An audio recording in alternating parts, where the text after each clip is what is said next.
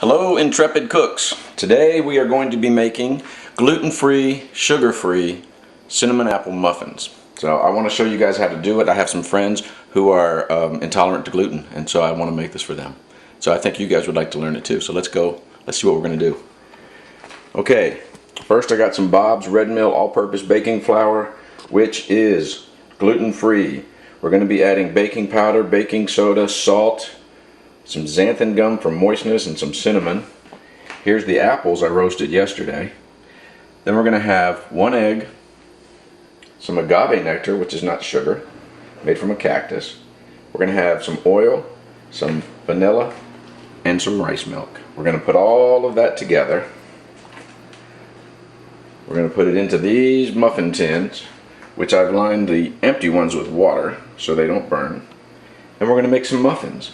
I made them yesterday and they turned out horrible. So I'm trying them again today so that we can see if I can make them right, because I want to make them good. So here we go. Let's get started. Intrepid cooks. Today we are going to be making gluten-free, sugar-free cinnamon apple. First I'm going to make the dry ingredients in one bowl, then I'm going to mix the wet ingredients, then I'm going to add them all together and add the apples to that. So let's go. Start with the dry. It is 1 cup of the Bob's all-purpose. It is 1 teaspoon baking powder, 1 teaspoon baking soda, although I think I'm going to leave that out since I have the egg. I think the egg will take the place of that. So it is a 1/2 teaspoon of salt,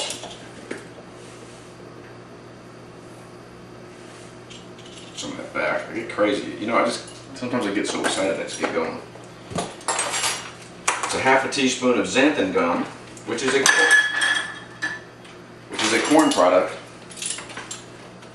that will make stuff a little bit moister. It helps the flour to bind together. And we want some cinnamon, because they're apple cinnamon muffins, and I hope these come out, you know, I really do. But you should always get in the kitchen and just try stuff, because that's what I'm doing. I'm just trying it to see. You know, I tried it once, it was no good. So I'm trying it again to see what happens. Get out my whisk, mix that together. Pretty easy stuff. Put some this way, get it out of my way.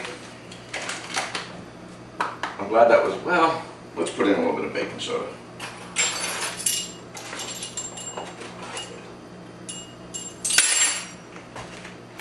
Alright, now it is a 1/3 cup of agave nectar.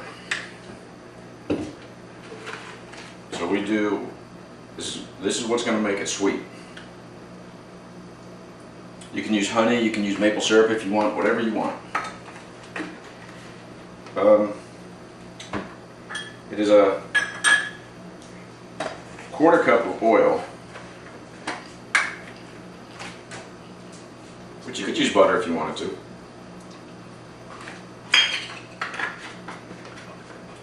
It is a 1/3 cup of rice milk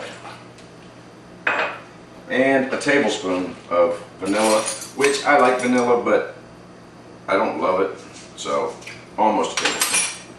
Okay, I'm going to mix them up and put them in the oven now. I'll have all of this written down so that you guys can make it at home too. I guess you're at home, maybe you're at work, I don't know.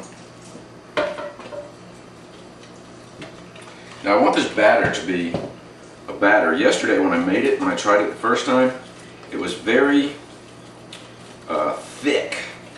But this one looks like it's pretty good. So I want it to be moist. Now, the egg gave me a little bit more moisture. So instead of being too dry, this time it's too wet. So I'm going to add a little bit more of this, the baking mix. And hopefully this will not be a total disaster.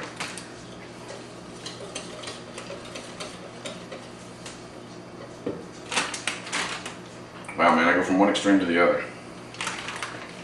Oh well. It is just what happens. I think that's good. Let's pour these apples in. Now the apples I cut up and I roasted in the oven on like 250 for about 40 minutes. Out, out, out.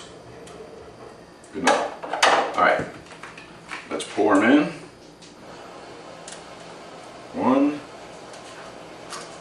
2, 3, 4, 5, 6, and maybe I'll add some to another one since I made a little bit too much. There we go. That one needs more. All right, these are the last. All right, here we go. Get in there. All right, good stuff. Now I'm going to put them in the oven for 30 minutes and see what they do. I'm going to turn them halfway through though so that I can make sure that it's even browning. Ah, shut up.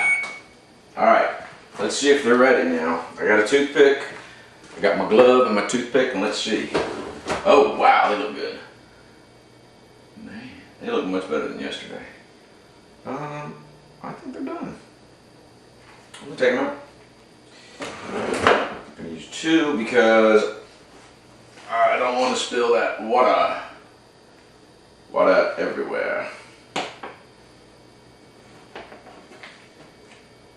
I can't tilt it, but that's what they look like right there.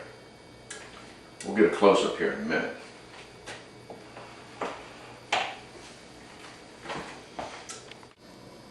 And here is the finished product. Here's the muffin. I'm going to sit down and have it with a cup of coffee.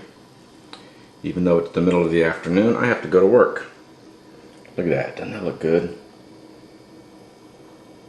Now these are wheat-free and they are sugar-free, meaning they are made with Bob's wheat-free. Anyway, it's a bunch of different flours that don't have any gluten in them because a lot of people are they have a gluten intolerance and they want to be able to eat the stuff. So I'm cooking it for them. I don't really know anybody. I mean, I know people who know people. So I thought it'd be a good thing to do. Looks pretty good. That looks good. That looks real good. Just like a muffin should. Doesn't it? Look at that.